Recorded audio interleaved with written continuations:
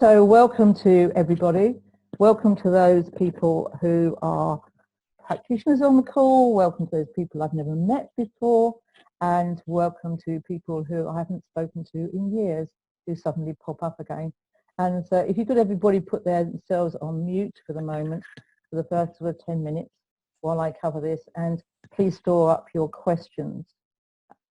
Okay, so what I decided to do with this talk, and I'm doing 2 talks every week now on which I call Neurodivergent Wednesday, and so I did one this morning on math, and the one this afternoon is on looking at some of the common behaviours with ADHD and autism that people just don't, in my experience, just don't understand why these are happening. The last week, and it's up on YouTube, I talked about the 3 basic principles that I do with all children, and one of them is getting them grounded, one of them is helping them breathe well so that they can get grounded, and the third one is getting their mental imagery under control. So I'm always an enthusiast about mental imagery, and that's what I've been working on for umpteen years now, about 20 years. And also April, we're nearly finishing April now, is Autism Awareness Month. And I saw a post the other day which I thought summed it up really well from a girl who knows a lot about neurodivergent students. And she said, I almost hate this Autism Awareness Month because everybody's giving out awful stories about autism, and it's making people more aware, but it's also not solving any problems. And so I'll try and resolve a few problems. And what I do all the time is I look behind the behaviours. Why are people doing what they're doing? Because in my map of the world, there is always a positive intent to why people are doing something, however bizarre it seems to be. And so one of them that I wanted to address today is clumsy, wobbly children. And people are often saying to me, well, their child is really clumsy and they fall over all the time and they're covered in bruises and all this sort of thing. And there is a really common reason why that happens. There's children who would like to sit in the corner and play with their toys, so they don't want to engage with anybody else, and they're sort of glued to something in particular that they're looking at, rather than looking at what's around them or talking to people. One of the lovely ones I love is that babies and toddlers just start giggling to themselves and nobody understands why. And of course, you can't ask a baby and a toddler why they're giggling. But I did ask a 8-year-old why he was giggling incessantly, and he explained exactly what was happening. And then there's the Coke can metaphor about people exploding. So I'm just going to cover those 4 in about 10-15 minutes, something like that. And so this is a picture I showed last week, which is the basis, if you like, of my book called The Elephants in the Classroom, which is the things that people don't notice, but actually are really important. And so there is 5 topics on this list, and 3 of them is the ones I've just mentioned. One of them is really a child not feeling safe, being very anxious and fearful, or maybe even traumatized, and how good breathing can actually really improve that. There is looking at their strengths, which I'm not going to do a lot of today, but there are other videos on that, and talking about grounding and having control over your mental images, and once you've got control over your mental images, if you're a visual learner, what you're going to do with them. Are you going to use them for literacy or numeracy or art, etc.? So that's those. So let's take the first one, clumsy, wobbly children. What's behind those? In my experience, what's behind them is being ungrounded. So they're not feeling as if they're fully on the planet. They may have been like that from birth, or they may have had something else happen to them, like an operation or something that's got them really ungrounded and stressed, and they don't get back to being grounded again. And one of the startling facts that I found out, I started studying breathing a year ago for myself and for my clients. And what I discovered was that anxiety leads to people breathing through their mouths, and people breathing through their mouths leads to them being anxious. So it's a two-way thing. And one of the startling pieces of research I found last year when I started looking at this was an American piece of research that reckoned that 70%, 80% of kids with ADHD are mouth breathers. And my immediate reaction was, well, why don't we teach them how to breathe through their noses? Which is what I was talking about last week. And so if you weren't here for that one, I suggest you pop back and listen to that one. And the two things that are really important with respect to clumsiness is lack of oxygenation in your legs makes you wobbly. So you can try this out for yourself if you're blowing up balloons. If you're blowing out too much carbon dioxide, you don't get enough oxygenation in your extremities and you'll start feeling quite wobbly. And almost the opposite happens if you've got lack of oxygenation in your brain, you become hyperactive. So the two little chaps here is the older guy with the glasses, he's got his mouth shut, and the younger one with on the right has got his mouth open. And the first thing to do when trying to get somebody to change their breathing habits is just to encourage them to shut their mouths when they're not eating or speaking. So that's the first one. The second one is playing with their toys in the corner. And I've had so many people, again, ask me, what's that all about? And there is something called peripheral vision, which is, if you put your hands up here, can you still see your hands when you're looking forwards? So I can still see my hands about to here. So that's the width of my peripheral vision, which is quite wide.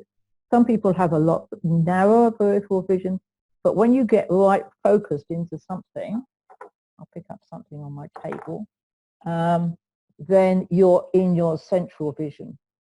And that's what these kids are doing. They're in their central vision, closing down most of their peripheral vision because they're overwhelmed by their peripheral vision. So that little graphic there is just too much stuff coming at them, and they're getting completely overwhelmed by it.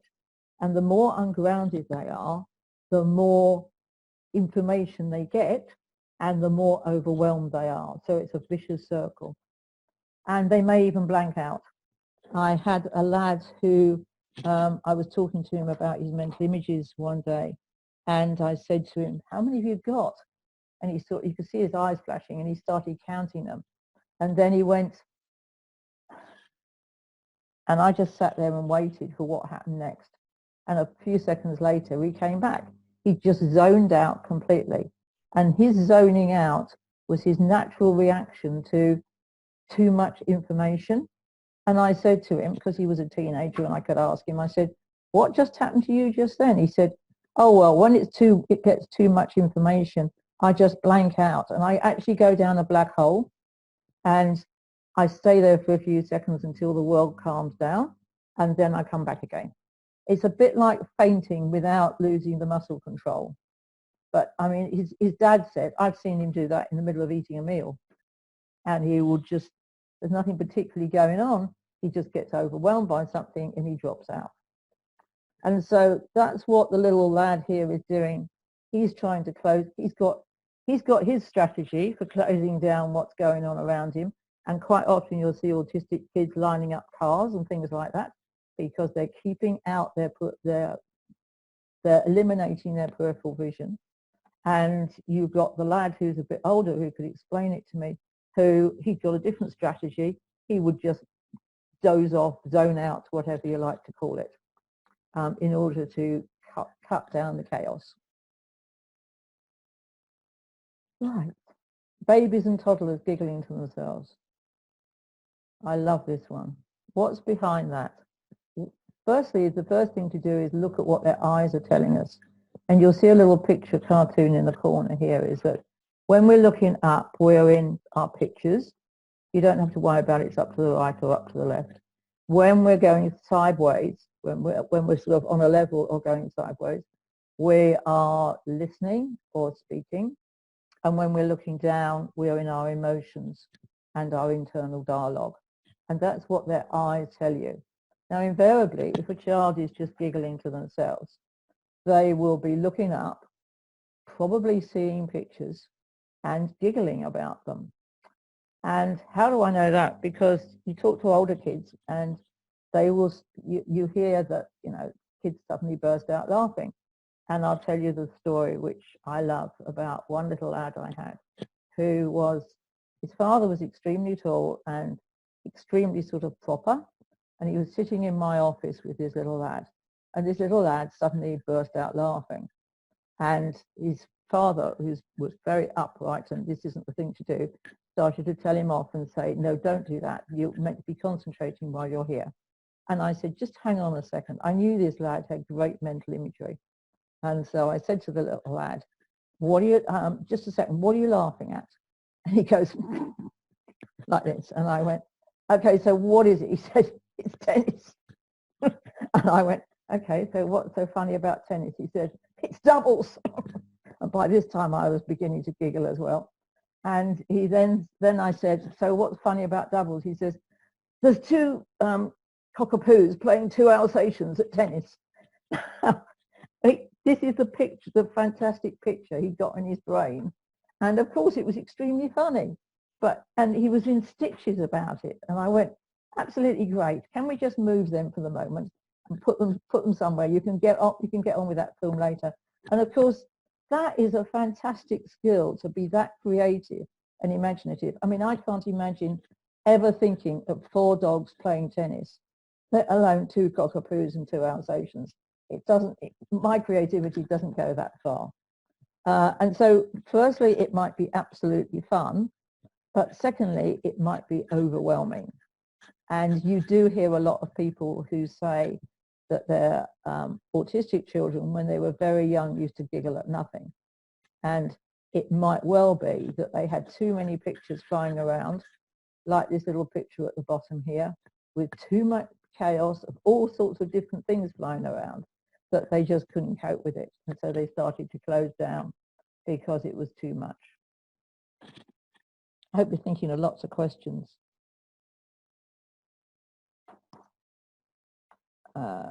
Right, and the last one is the Coke can metaphor, and you've probably heard this before now. What's behind that? You have children who manage to keep it together in school. They come home from school and they explode all over the place, because it's like a Coke can. They've had the emotional stuff pressed down all day, and the minute they get out of school, it explodes all over the place. So it's the anxiety. It's normally the anxiety building up during the school day, and of course that leads to another problem. Is that if you're going for a diagnosis and you've got a completely different behaviour in school to what you've got at home, you're probably having a problem with the diagnosis anyway. And what can you do about it? Well, walking to and from school will help with their grounding, so that will probably be better. Having a safe space where they can come home and decompress somewhere will help, and preferably decompressing without talking to anybody, because that's just adding to their overwhelm.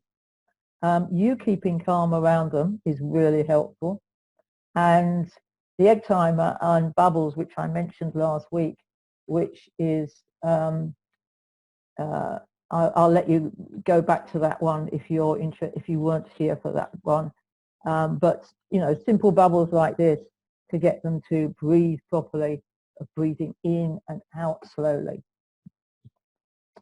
So that's the ones I want you to do, and so I'm now going to